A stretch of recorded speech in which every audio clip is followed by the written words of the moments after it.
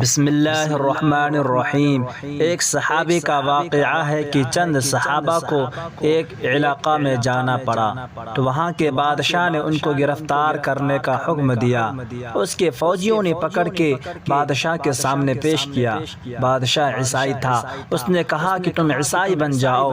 انہوں نے کہا کہ ہم عیسائی نہیں بنتے، ہم تو مسلمان ہیں، ایک اللہ کو ماننے والے ہیں، ہم اسی ایک اللہ کا سبق ساری دنیا کو سکھانے کے لیے نکلے ہیں۔ اس نے کہا کہ یا تو تمہیں میری بات ماننی ہوگی یا نہیں تو میں تمہارے ساتھ سخت سلوک کروں گا۔ انہوں نے کہا کہ آپ کی مرضی، جو چاہے آپ کریں، لیکن ہم تو اپنے دین سے اور اپنے اللہ سے پھرنے والے نہیں۔ قرآن کریم میں ایک جگہ اللہ تعالیٰ کا ارشاد ہے، یا ایھا الذین آمنوا من یرتد منکم عن دینہ فسوف یأتی اللہ بقوم یحبهم ویحبونہ۔ اے مسلمانوں، تم میں سے کوئی اگر دین سے پھر جائے تو اللہ تعالیٰ دوسری قوم کو پیدا کر دے گا جو اللہ سے محبت رکھے گی، اللہ ان سے محبت رکھے گا۔ معلوم ہوا کہ اللہ تعالیٰ کو ایسی قوم پسند ہے، ایسے مسلمان پسند ہے جو اللہ کی محبت میں چور ہوں۔ اس لیے اللہ تعالیٰ اس کا ذکر کیا کہ تم پھرنا چاہو تو پھر جاؤ، ہمیں کوئی پرواہ نہیں، ہم دوسری قوم کو پیدا کریں گے جو ہم سے محبت کرنے والی ہوگی، اور پھر اس کے نتیجے میں ہم بھی اس سے محبت کریں گے۔ تو وہ صحابہ کرام کہنے لگے بادشاہ سے، جو چاہے تو کر، ہم تو پھرنے والے نہیں۔ تو اس نے اپنے خادموں کو حکم دیا کہ ایک کڑھائی میں تیل ڈالو اور نیچے سے آگ جلاؤ۔ چنانچہ بہت بڑی کڑھائی میں تیل ڈالا گیا اور نیچے سے آگ جلائی گئی اور خوب زبردست طریقہ پر اس تیل کو پکایا گیا۔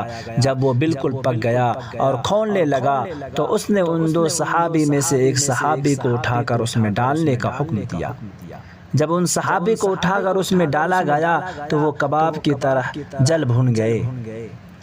کھولتا ہوا تیل تھا اور تپ رہا تھا، بس یوں ڈالا اور ان کی جان نکل گئی۔ ان کو دیکھ کر جو دوسرے صحابی تھے وہ رونے لگے۔ بادشاہ نے یہ سمجھا کہ شاید ان کا دل کچھ نرم ہو گیا ہے، اب یہ میری بات مان لیں گے، لہٰذا ان سے کہا کہ دیکھو تمہارا بھی یہی حشر ہوگا اگر تم نے میری بات نہیں مانی، اس لیے میری بات مان لو اور رونے کے بجائے میری بات مان کر اپنی جان بچا لو۔